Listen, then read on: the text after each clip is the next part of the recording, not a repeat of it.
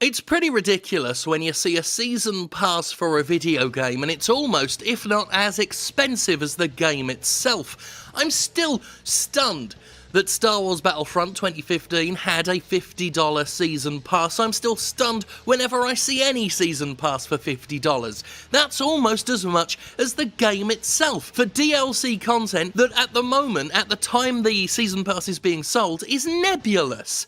That's ridiculous. It then got even more silly when I started seeing multiple season passes per game. Of course, it makes total sense when you understand how AAA game publishers think and act, where no amount of money is enough for them. So of course, we'd start seeing multiple season passes per game, which is becoming more and more of a norm, especially within the fighting game genre. And now, well, I say now, this isn't the first time it's happened, but I'm just now getting round to it because it's pertinent again.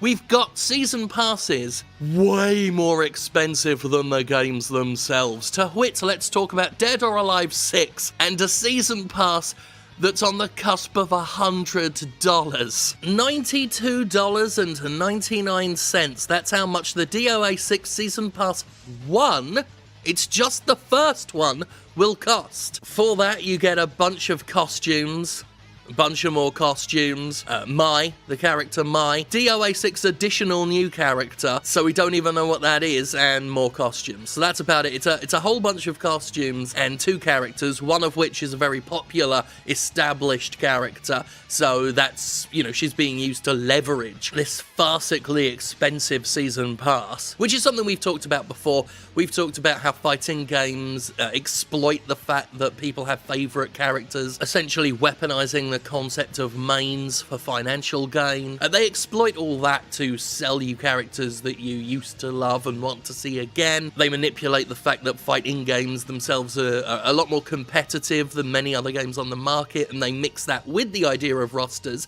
to make a killing off DLC and pre-order bonuses and season passes. And I've always gotten quite a bit of pushback from a vocal contingent within the fighting game fan base, within the old fighting game community there. There's this contingent that's very, very aggressively defensive of the excessive monetization that's found in fighting games.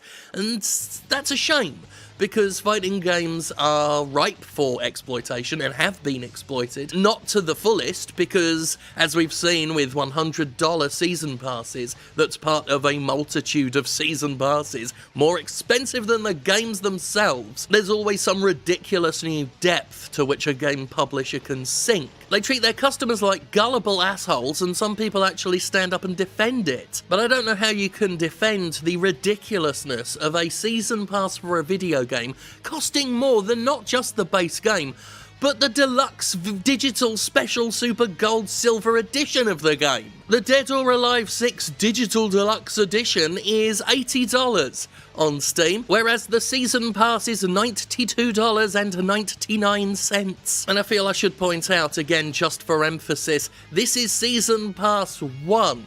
They expect you to spend potentially another almost $100 later on. This is unfortunately business as usual for Tecmo Koei. They don't go all in on the microtransactions and all of the in-game gambling and all of that stuff. But when it comes to DLC, traditional DLC, they can't get enough of it. Now, many regular viewers will know I'm a big Dynasty Warriors fan, and my God, the sheer volume, the avalanche of DLC costumes and DLC weapons that end up being produced for those games.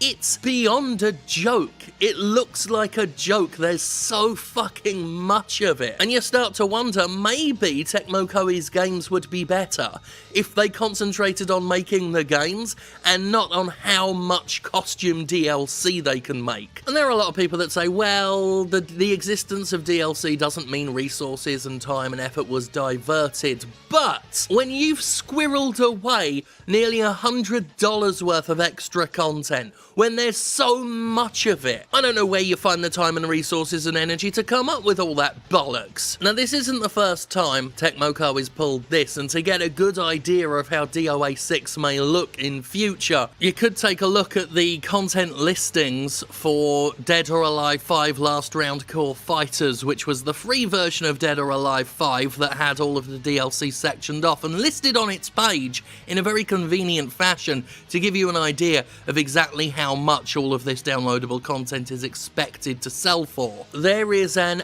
eye-melting amount of DLC for this fucking game, and to buy it all, you'd have to spend $1,289.79. Now, whether you're part of the fighting game fan base or not, surely you have to look at over $1,000 in DLC for one fighting game that has a sequel out now, rendering all of that archaic. And, I mean, how can you look at all of this and not think it fucking ludicrous? When I look at all this DLC totted up, it really puts into perspective how much all the microtransactions in any given game can add up to. When you take traditional DLC and sell it in a lump sum like this, you really can understand why microtransactions have become so popular and are implemented so much in so many video games now. From a visual perspective, microtransactions look a whole lot better than a season pass like DOA 6's, because it obscures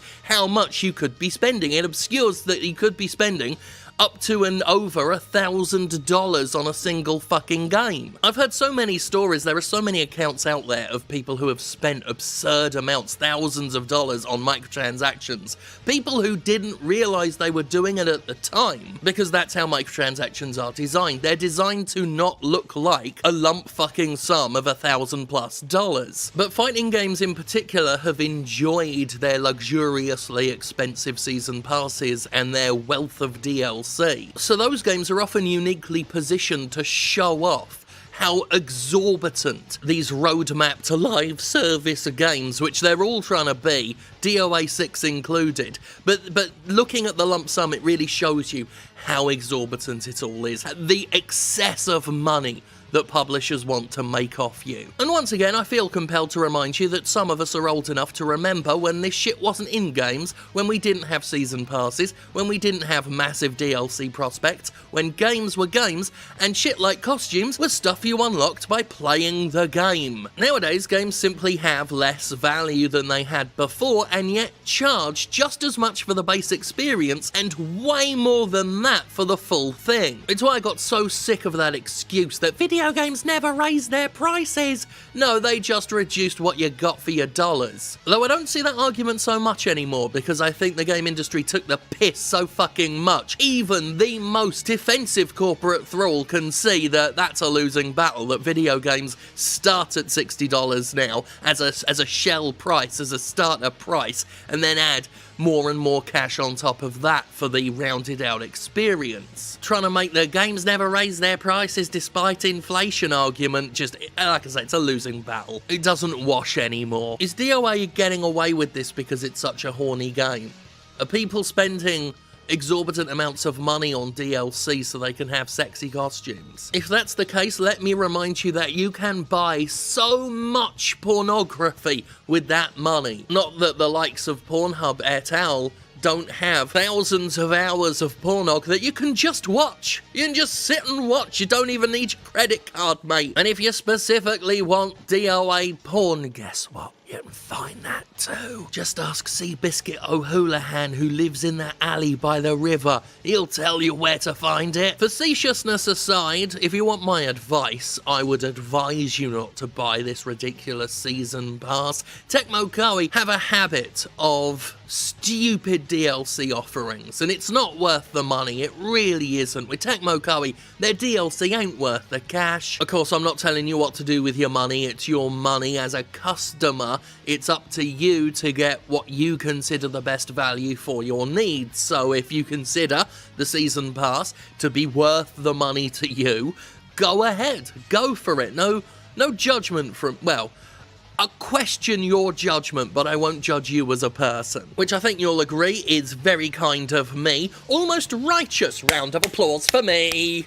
Now, while I was looking all this up and double-checking what was being offered, I did stumble across a Resetera thread about this whole thing. Now, there are people in that thread as mind-boggled as myself. There are plenty of the usual "this doesn't bother me" people, but I think the best argument I've seen in favour of this season pass is what this person said when they said, "This is a one-time fee though, plus you'd probably have to pay a prostitute way more than $100 if you wanted to fight her," and...